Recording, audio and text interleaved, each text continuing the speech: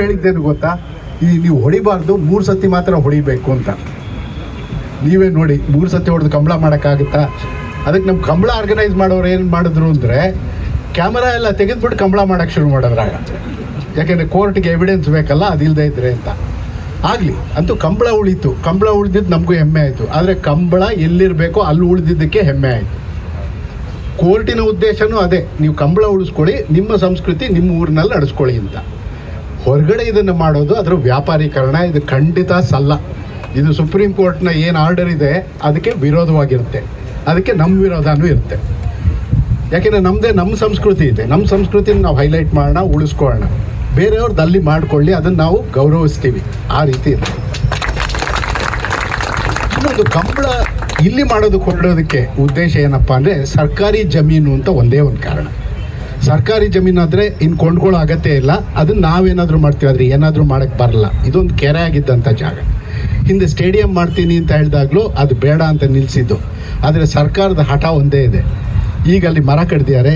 ಇವರು ಪ್ರಶ್ನೆ ಮಾಡಿದ್ರೆ ಮರ ಯಾಕೆ ಕಡ್ದಿರಿ ಅಂದರೆ, ಇಲ್ಲ ಇದು ಕಂಬಳಕ್ಕಲ್ಲ, ಇಲ್ಲಿ ವೆಲೋಡ್ರೋಮ್ ಮಾಡ್ತೀನಿ ಅಂತ. ಏನೋ ಜನಪರವಾಗಿ ಮಾಡ್ತೀನಿ ಅನ್ನೋದನ್ನು ತೋರಿಸೋದಕ್ಕೆ ಪ್ರಯತ್ನ ಮಾಡ್ತಾಯಿದ್ದಾರೆ. ಖಂಡಿತ ಇದು ಜನಪರ ಅಲ್ಲ. ನೀವೇ ನೋಡಿ, ಒಂದು ಕಂಬಳ ಇಲ್ಲಿ ಮಾಡಬೇಕು ಅಂದರೆ 25 ಲಕ್ಷ ಲೀಟರ್ ನೀರು ಬೇಕು. ಆ ನೀರು ಎಲ್ಲಿಂದ ಬರುತ್ತೆ? ನಮ್ಮ ರೈತರು ಹಾಕಿರೋ ಬೆಳೆ ಉಳಿಸ್ಕೊಳ್ಳೋಕ್ಕೆ ಅಂತ ಸ್ಟ್ರಗಲ್ ಮಾಡ್ತಾರೆ. ನೀರು ಅಂದರೆ ಅವ್ರು ನೀರಿಲ್ಲ ಅಂತ ಕೈ ಎತ್ತಾ ಇದ್ದಾರೆ. ಈ ವರ್ಷ ನಾವು ಏನನ್ನು ಹಾಕಬೇಕು ಅಂದರೆ ಏನು ಹಾಕಬೇಕು ಅಂತ ಸರ್ಕಾರ ಇನ್ನೂ ಹೇಳಿಲ್ಲ. ಯಾಕೆಂದರೆ ಅವ್ರಿಗೇನೆ ಗೊತ್ತಿಲ್ಲ ಈಗ ಏನು ಹೇಳಬೇಕು ಅಂತ. ಬೆಳಿಬೇಡಿ ಅಂತ, ಆಹಾರ ಬೆಳಿಬೇಡಿ ಅಂತ ಒಂದು ಕಡೆ ಇದು, ಇನ್ನೊಂದು ಕಡೆ ಕಬ್ಬು ಬೆಳೀರಿ ಅಂದ್ಬಿಟ್ಟು ಎಷ್ಟು ಬೇಕಾದ್ರೂ ಕಬ್ಬು ಬೆಳೀರಿ, ನಾವು ಆಲ್ಕೋಹಾಲ್ ಮಾಡ್ತೀವಿ ಅಂತ. ಅದಿರಲಿ, ಅದು ನಡೀತಾನೆ ಇದೆ. ಸೊ ನಮಗೆ ಮೈಸೂರಿನ ಪರಿಸ್ಥಿತಿ ಮತ್ತು ನಮ್ಮ ಈ ಪ್ರದೇಶದಲ್ಲಿ ತೀವ್ರ ಬರದ ಛಾಯೆ ಇದೆ.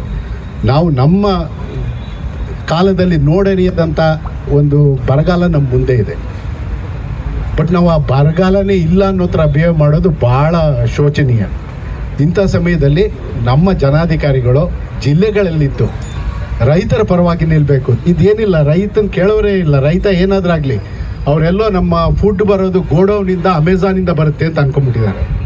ಬೇಡ, ಇದು ನಮ್ಮ ರೈತರ ಪ್ರತೀಕ. ನಮ್ಮ ಕೆರೆಗಳನ್ನ ಉಳಿಸ್ಕೊಳ್ಳೋದು, ನೀರನ್ನು ಜೋಪಾನ ಮಾಡೋದು, ಅದು ಮೈಸೂರಿನ ಸಂಸ್ಕೃತಿ. ಆ ಸಂಸ್ಕೃತಿಯನ್ನು ಉಳಿಸ್ಕೊಳ್ಳೋಣ. ನಮ್ಮ ಕಂಬಳ ಮೈಸೂರಲ್ಲಿ ಬೇಡ, ಕಂಬಳ ಬೇಕು, ಎಲ್ಲಿದೆ ಅಲ್ಲಿ ಬೇಕು. ದಕ್ಷಿಣ ಕನ್ನಡದಲ್ಲಿ ಕಂಬಳ ಮಾಡ್ಕೊಳ್ಳೋಣ. ನಮ್ಮಲ್ಲಿ ಖಂಡಿತ ಇದು ಬೇಡ. ನಮಸ್ಕಾರ.